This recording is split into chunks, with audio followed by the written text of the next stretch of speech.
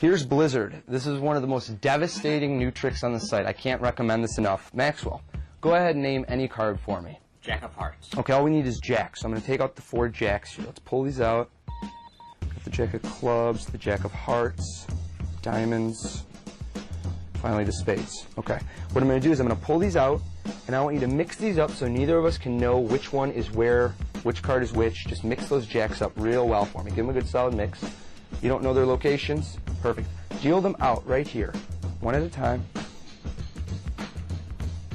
And I'm going to try and use my psychic abilities to find out which one. Which one is your favorite? The Jack of Hearts? Jack of Hearts. Okay, the Jack of Hearts. I think, let's make sure, no. No, right here is the Jack of Hearts. Now, it's a good thing you picked the Jack of Hearts. You know why? Because otherwise, this trick wouldn't have worked. And not only those 3, but actually the entire deck is all blank. Every single card but the Jack of Hearts. This deck can be examined. Every card is completely blank. Blizzard.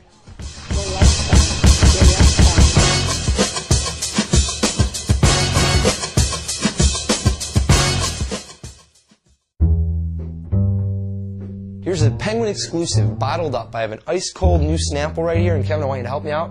And I want you to pick out a card for me. Grab one out. Great, show it to the camera. You got it?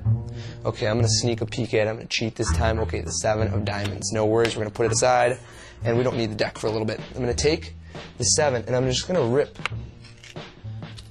off a corner right here. So you can see we've got a corner. And Kevin, are you right-handed or left-handed? Right-handed. Okay, go ahead, hold the corner. And we're going to take the deck, and I'm going to take your 7, okay? And using your left hand, come on over for me, and I want you to put the 7 in the middle here. So let's go with, I don't know, maybe right about there. Yeah, right here's great, just in the middle somewhere. Great. Now you can see it's missing a corner, so it's pretty distinct and obvious as to which card it is. We just give a little snap and a wave. You see, and I tap the Snapple bottle. I now have 1, 2, 3, 4, 5, 6, 7, 8, 9, 10, 11, 12, 13, 14, 15, 16, 17, 18, 19, 20, 21, 22, 23, 24, 25, 26, 27, 28, 29, 30, 31, 32, 33, 34, 35, 36, 37, 38, 39, 40, 41, 42, 43, 44, 45, 46, 47, 48, 49, 50, 51, 52. With that joker, I didn't see that 7 of diamonds anywhere.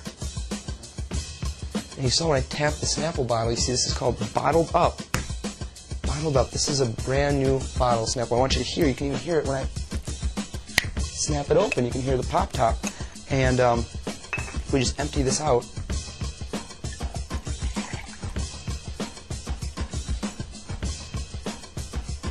And take a look inside the bottle,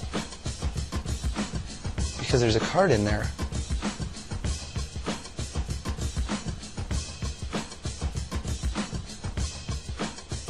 And it's kind of 7 of diamonds, and check it out. The corner fits perfectly. That's your 7 of diamonds. That's bottled up.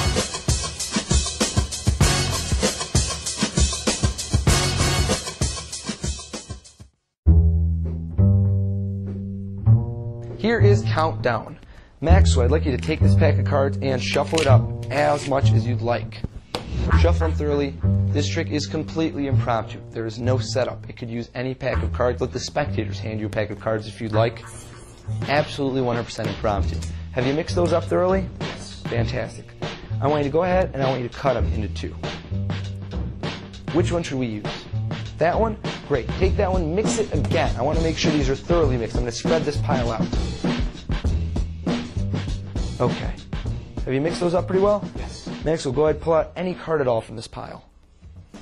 Take a look at it, make sure you remember it, show it to the camera, and place it right here on top of that pile. And take this pile and put it right on top of there, losing it in the middle. Great. Square those all up, and go ahead and cut the pack again into complete the cut. And you know what, just to get crazy, go ahead and cut it again, completely losing your card in the pile. Okay, now, would you agree your card's got to be lost in that deck at this point? Yes. Neither you nor I could know exactly where it lies. Now, what I want to do here is I want to see if your intuition could maybe play a part in finding the card. Wherever it lay in the middle of the deck, I want to see if maybe you could cut right to it by some miracle. That would be impressive. Would you agree? In fact, what I think maybe you could do is take the cards and just by feel alone, cut as many as you'd like down. As many at all. Could be a few, could be many, it could be right in the middle. Whatever you like, go ahead, give it a shot. I feel like your intuition will guide you right to your card. Great. Now take the other pile, turn it at a 90-degree angle and put it on top, marking the cut. Great. Now let's go over what we've done. Let's backtrack just a moment. You took the deck, you shuffled it up yourself. You cut it in half, you shuffled each pile. You picked either pile. I gave you the full option. You took out a card, you looked at it, you put it in the other pile, we mixed them up, and you cut the deck yet again. Yet again. Completely lost in the pack. Guided by your intuition, let's see if by some miracle you cut right to your 3 of spades. Of course not, I'm just kidding. This is an indicator card, indicating that your card is 3 down from the top. Take a look. 1, 2, 3. Which card do you get? 9 of spades. That's countdown.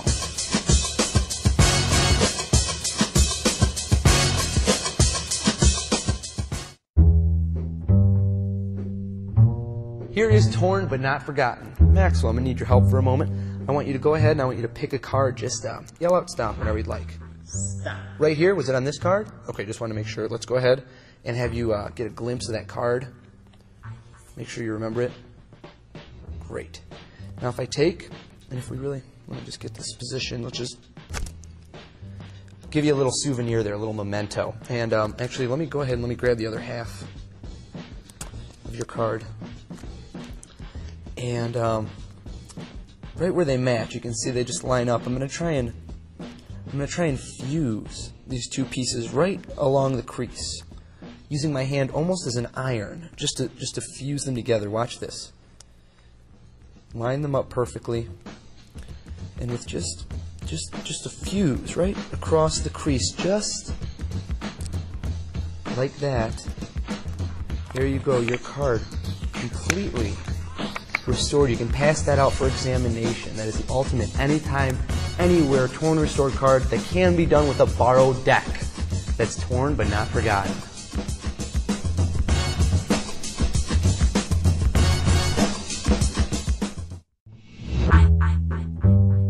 Here's a great do as I do card routine.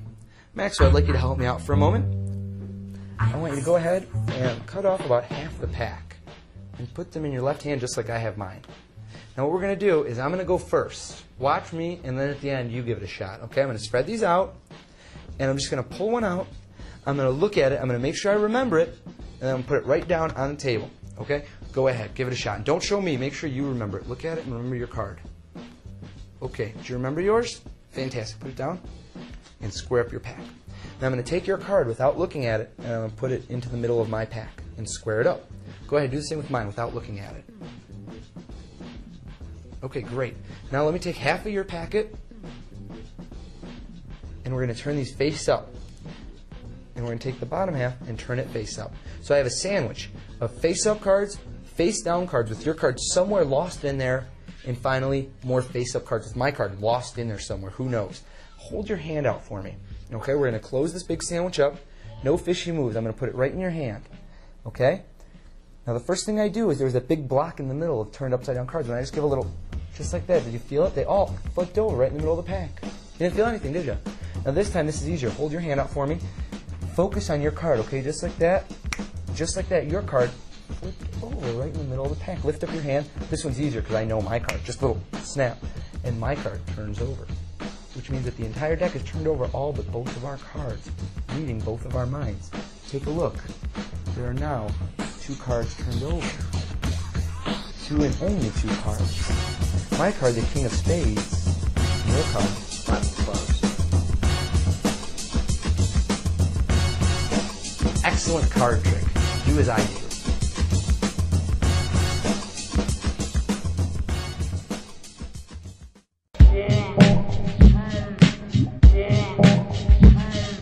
This is the Rising Card deck. To begin, we take our deck and we have a spectator select any card. Go ahead and take it out, reveal it to the audience, and whenever you'd like, yell out the word stop. Stop. Right here. Throw it into the center. Let's sandwich it in there. And let me borrow your hand. And I'd like you to make it into a fist right here for me. Perfect. And ball that fist up nice and tight. Real tight, perfectly. Great. Let's lay the deck of cards right against and watch. I want you to focus. Focus on your card. Move your hand forward a little bit. Beautiful. Focus. Just keep focusing. Keep focusing. Watch. There are no strings. There are no attachments. That card is rising and rising. And keep focusing. Keep focusing. Watch. All the way. Wow.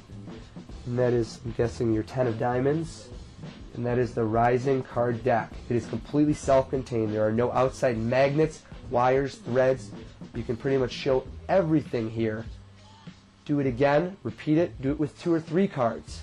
Anyone can do it, it's completely self-working. That is the Rising Card deck.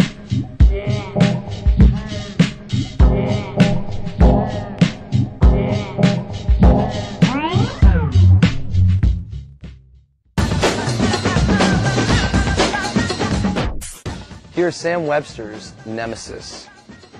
I've always loved card tricks. Card tricks have to be easily my favorite type of close-up magic. There's just such a variety of different things you can do, and this has to be one of the coolest. Bella, I need your help. I want you to go ahead and pick out a card for me. Grab one out, grab one for me. Actually, you know what? We'll do it face down. It makes it a little more exciting. Any one you'd like.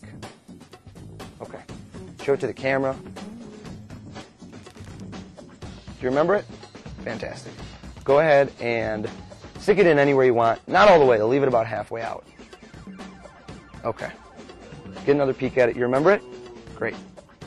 Now, we both see your card, but I only get to see the back. Makes it a little more exciting, a little more difficult to find. But I'm not going to find your card. I'm going to do something a little different. I'm going to make your card different. Your card is going to be different from every other card in this deck. Now, the easy way would be to change your card and your card alone, but instead I'm going to do it the hard way. I'm going to try and change the whole deck. Watch. Just like so. Now it's not only the top card that's been changed, not even 2 cards, not even 3, not even 4, but like I said, every single card in this deck has just changed color, all except for your card. Grab that out. Turn that over. Let's take a look. The 5 of diamonds. Was that your card? The 5 of diamonds. The deck of cards is 100% fully examinable. Let them grab it. If they want to grab it, I want them to. Pick that deck up. There are no gimmicks. There are no switches. Everything is fully examinable. You can pick up this deck of cards, use it in your next trick. You're ready to go. Everything is fully examinable.